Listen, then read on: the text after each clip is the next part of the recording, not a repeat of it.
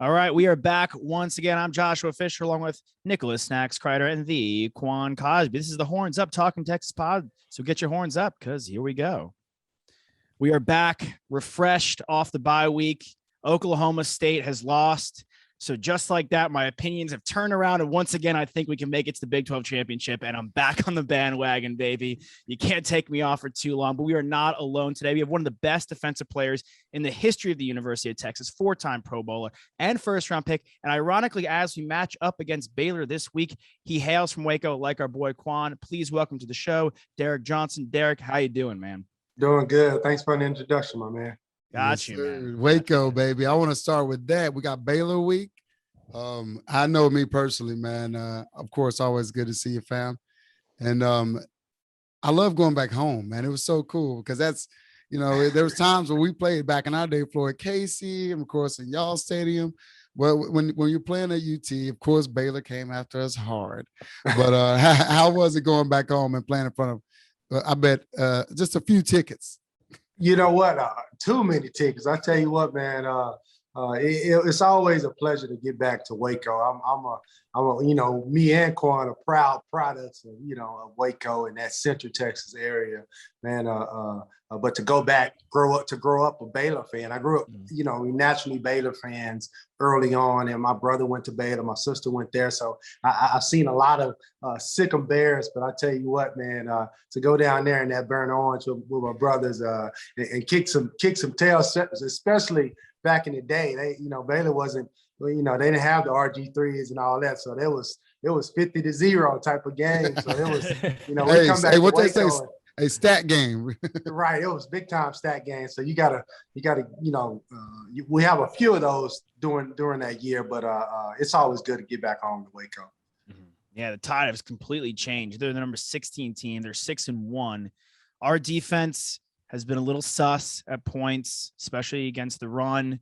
But again, feeling good. We have a lot of great defensive players on our team. What are some of the things you've been loving about our defensive guys, maybe particularly Overshawn this year, DJ? Yeah, that's the name I was about to throw out. I tell you what, man, he reminds me of myself, just the athletic. Whoa. To get listen, I love him. Yeah. That's a big statement, DJ. Oh, baby.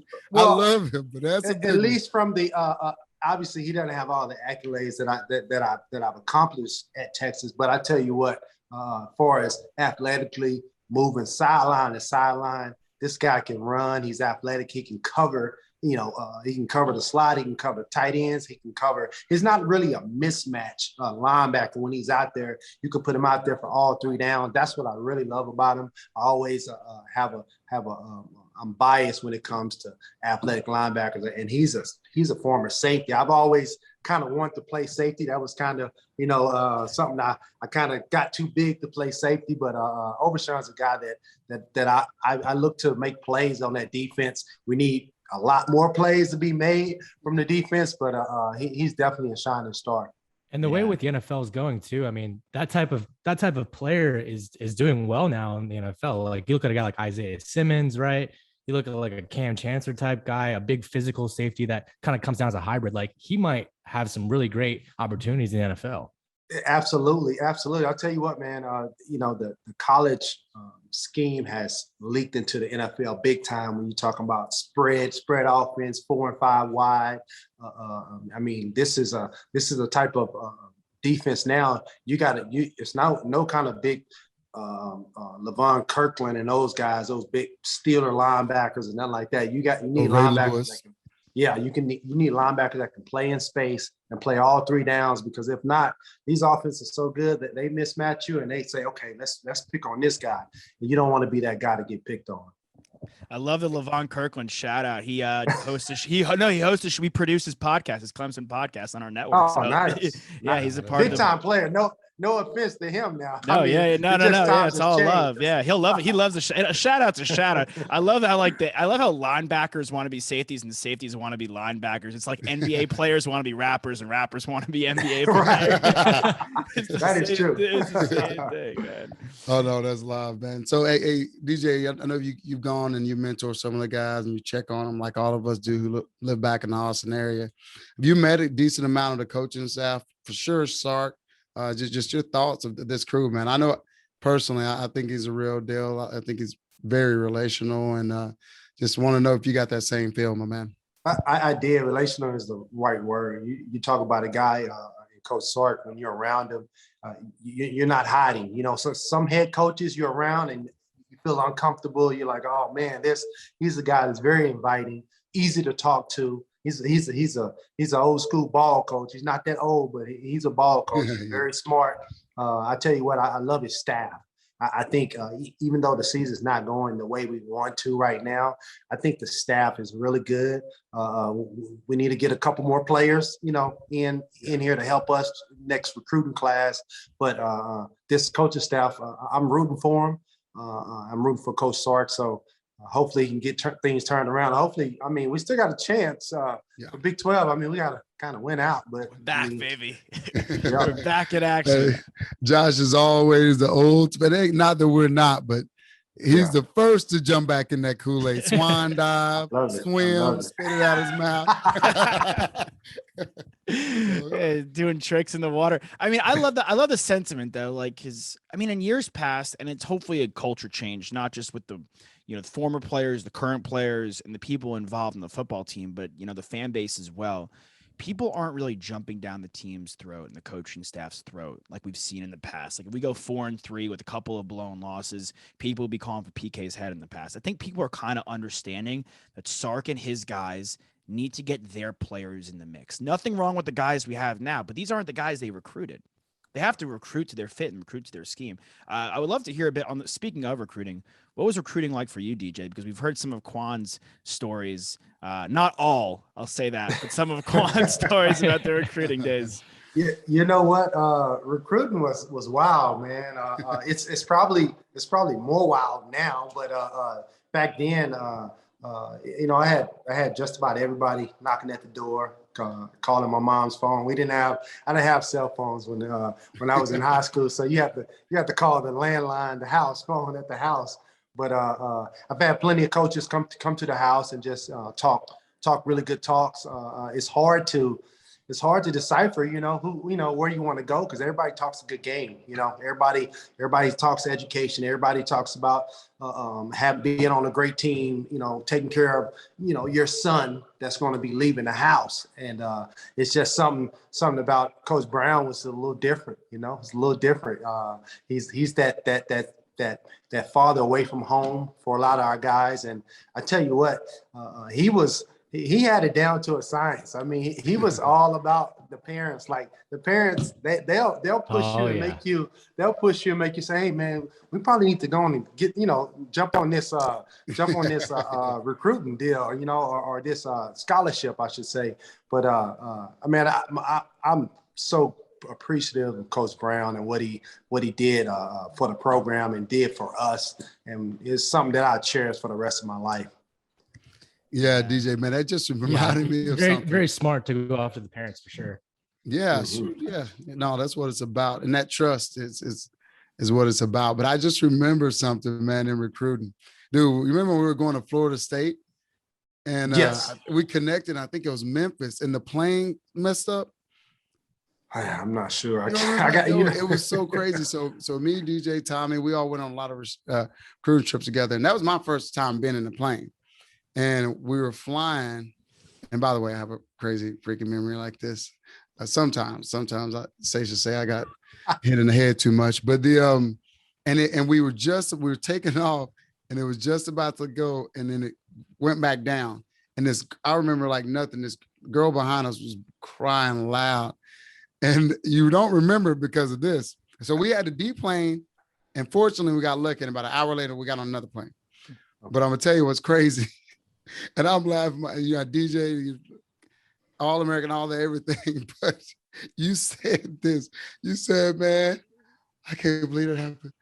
Boy, if we'd have been in the air and that happened, I would have peed on myself. Hey, that was real feelings right there. No, and we all felt the same way, man. And I was like, bro, I don't know. Again, I guess it was going into my set because we connected out of Texas, And then that was going to be my second flight. But boy, we were scared as crap going to meet Bobby Bowden and having that good time and all that stuff. And of course, OU won it. So we went there the next week. But dude, it just popped in my head, man. Man, you bringing us some old memories. I'm like, golly, that is true. You did go on a lot of trips with us. Me, Tommy, it was a few other guys. But yeah, we went on. Benson went on a few. Did Benson go? No, did Benson go to Florida State too? I don't know if he went to Florida State. I don't think he went to Florida State. He went to he went to Texas, went to other ones. So man, the A&M and all that stuff. Yeah, man. I tell you what, while we talking about recruiting real quick, but when we signed, I always remember, I think I told Corin this, when we signed, I go to the big school in Waco, he's Mark, Texas, Mark, little school. I know what you're about to say, man. But I tell you what, man, I always remember this. I already know because I've been in the paper a bunch. So I'm like, all right, let me open today's paper. We just signed with Texas. Me and Quan. We opened the newspaper. Well, he was on the front page. I'm looking like, man, where's my picture? You have to open me up a couple pages and say, oh, there you go. He's right there. Let's go, like, Q. You know what? I give you respect for that, man, because that's like, I knew how big you were. But to actually be from Mart and to actually we had some big time players come out of Waco, but to actually have that pub to be on the front page, that was big to me. To me, I was like, man, that's just big time. And that was wild because we didn't pick Baylor, who was hot about all of that, man. We had a lot of Central Texas dudes that they were wanting to turn it around, but man, they took too many L's at the time. They took too many L's. Speaking of turning it around, high school. Oh, go ahead. What percentage of high school players that come out of Waco end up actually going to Baylor, do you guys think? Billings did, but it's tough because you say Baylor / Central Texas, so you go Killeen, you go Mart, you go that whole area. Yeah, that's whole area. Yeah, it makes it worse because and some people. I mean, my brother went there. My brother went there. Waco High went there, but I mean, at that time. During the 90s and by the time 2001 came around, I've seen, we've seen way too much. So we like, nah. I think Coach Steele was there or somebody else. Yeah, Coach Steele was there. And I remember Coach Chambers told me, he said, Baylor going to be good one day, but they're not there. And if you go there, we're going to double you and you're not going to do crap. And it was just real. I was like, oh, that's a good point. Yeah. So, no, but I was about to say, the Chiefs, man, woo, they balled, they got their Super Bowl, they were doing their thing. Yeah. But things looking a little different right now, man. I know you watch them. You're in every hall of everything they have, but what do you think about your boys, man? Man, you know what? Disappointing start right now. That they're kind of underachieving, I would say, because they still, when you look at the roster, they got a roster. They're a team. They're not missing anybody. Epic. Even if you say their defense is not as good, their offenses, they've been having that for the last few years. So right now, they have to figure out, first of all, play better. Even it starts with the quarterback, starts with the head coach. They have to figure out the way to get the ball to the playmakers, Tyreek Hill and Travis Kelce and those guys. Somehow they have to run the ball. I know they're Clyde Edwards-Helaire, he's out for right now. So they have to figure out how to run the ball just so the ball won't be in the air so many times. That's when things happen. But at the end of the day, if I'm gonna go all in with somebody, Patrick Mahomes is probably a guy I would go to war with, even if he has a couple bad games, because he's a guy he can light you up from anywhere. Dude, that reminds me, man. Go ahead. I tell you, as poor of a season as it started for him, I mean, in his standards, no one still wants to play him in the playoffs. No, exactly, without a question. True. That is true. That is true, especially with the weapons they have. Yeah, it's absolutely. Well, and you talked about the staff. That reminds me, we've heard it for years and years and years. Bieniemy, I think you know him pretty well, man. And they're talking about USC now. They're talking about all over. You think he's gonna get one, man? And really, you know him better than we do. Mm-hmm. You think he's gonna get that shot? You think he deserved that shot? I absolutely deserves. Absolutely. I'll tell you what, man, he's been working his butt off. You talking about a guy, a ball coach, a guy you can sit down and talk ball with, and he's gritty. I mean, his mindset. I mean, you talk about Jamal Charles' success. Yeah. You pointed Eric Bieniemy. You pointed him. He helped out Jamal to be tough. You know, Jamal's a scatty guy, so he's more on the outside. But when he was with Eric Bieniemy, he was through the tackles, man, running up and down the field. And that was plenty of days where Jamal didn't like what, Bieniemy said to him, Eric said to him. So, I mean, it was one of those things where he would get the best out of his players, man, and they will respond every single time. But I'm rooting for Coach E, man, EB. He's one of them coaches where you want to see him succeed. He's a guy that he wants it. He's trying to probably wait for the perfect opportunity, but at some point he'll definitely be a head coach. I love the idea of him going to USC. And I love it because I'm sure we could all attest college football. You can see the Celtics in the background. I'm a Boston guy, but the MLB is good when the Yankees are good. That's just a fact. Yeah. College football is good when Texas football is good, when USC is good. Yeah. And you know what? I know we've had the rivalry in the past.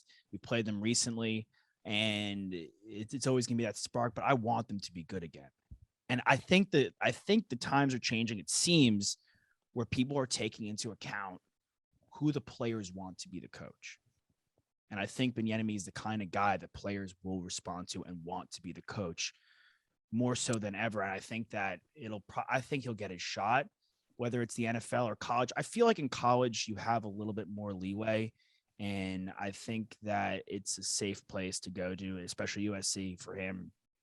And if he wants to go back to the NFL, it's always going to be there. But USC is a major program opening. I would love to see him try his hand there.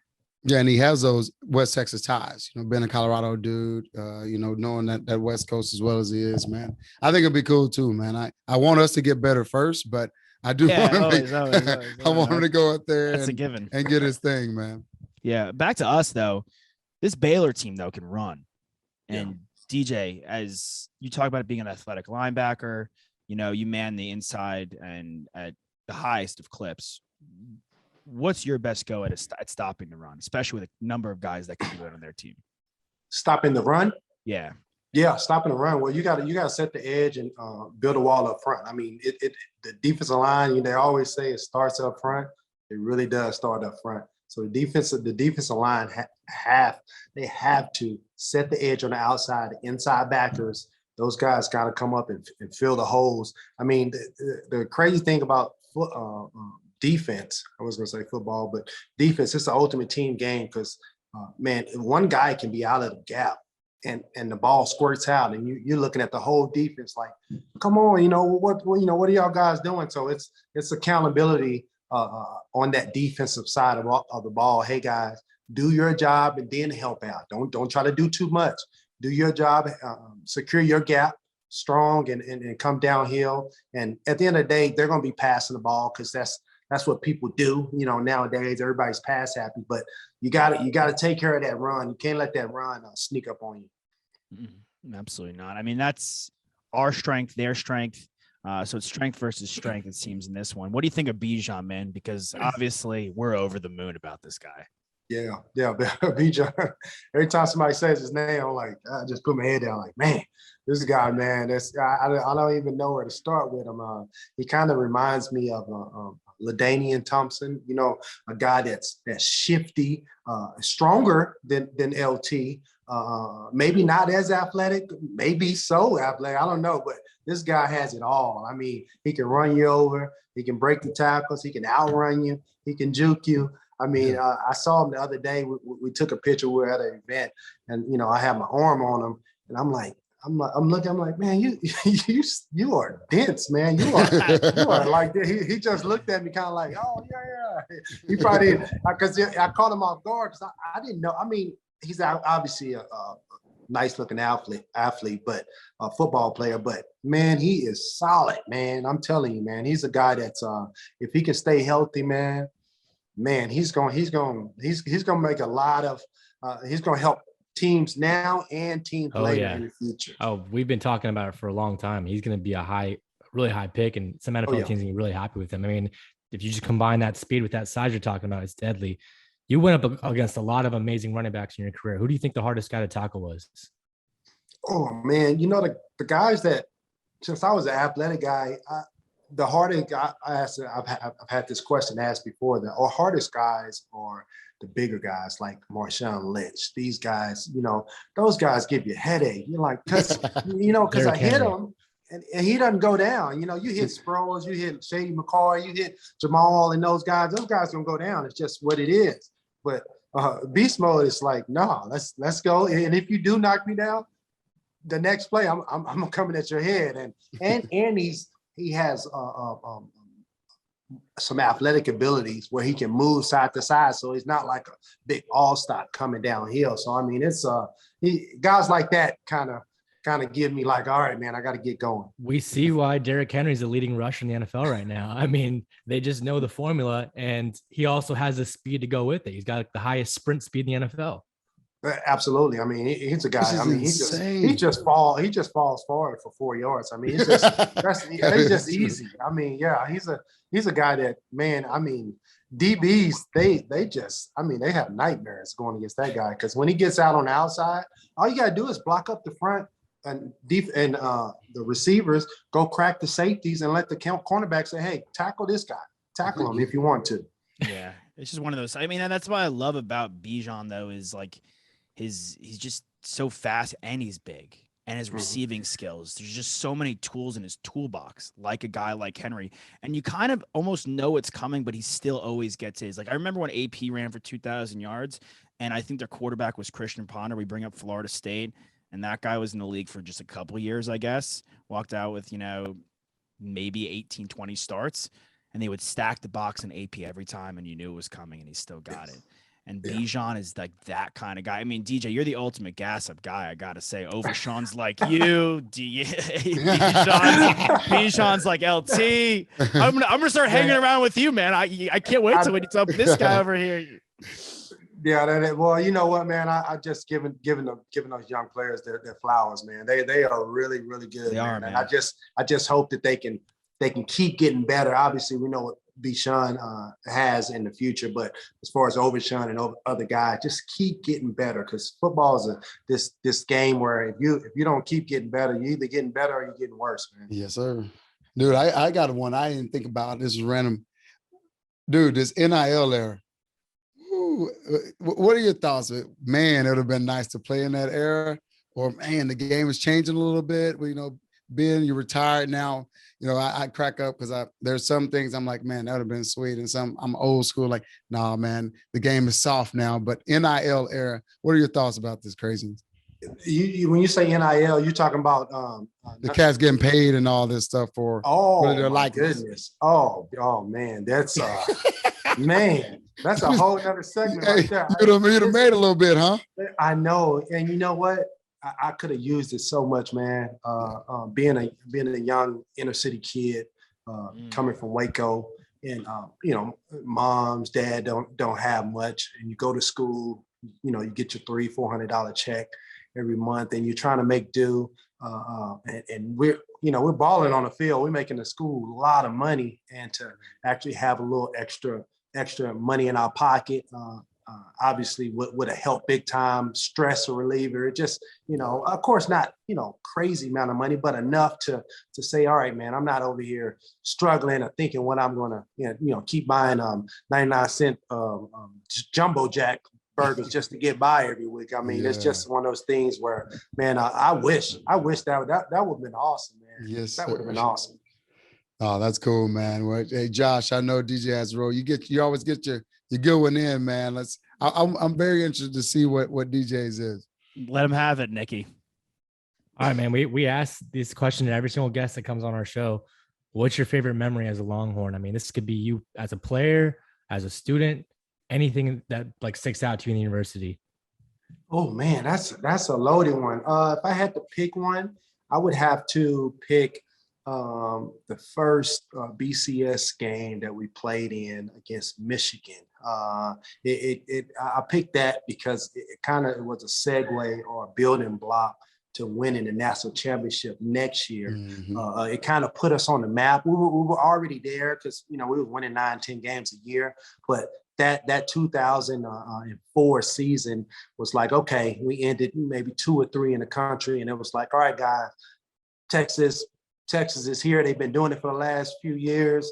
Texas, is favored to meet USC type of deal. Even though I wasn't there, people always ask me, they're like, "Oh man, you won the national championship." I'm like, "Nah, not quite. I didn't quite win it, but I tell you what, I always feel a part of that accomplishment, yeah. man. I always feel a part of it. And even though me and I don't know if y'all know this, a lot of people don't know this, but me and Quan came in at the same time, 2001.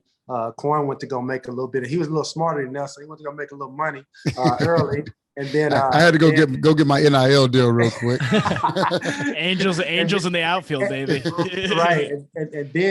And then soon as he came at the right time, right? Soon as I left in 04, he came in 05, won that championship. I mean, it's just a Cinderella story. The good Lord led me in the right direction. Hey, and you know what? That's cool that you said that, DJ, because who also came in with us, we'll end with this, not to be a sad portion of it, but I remember hearing the story about Said B. He was so passionate about Longhorns.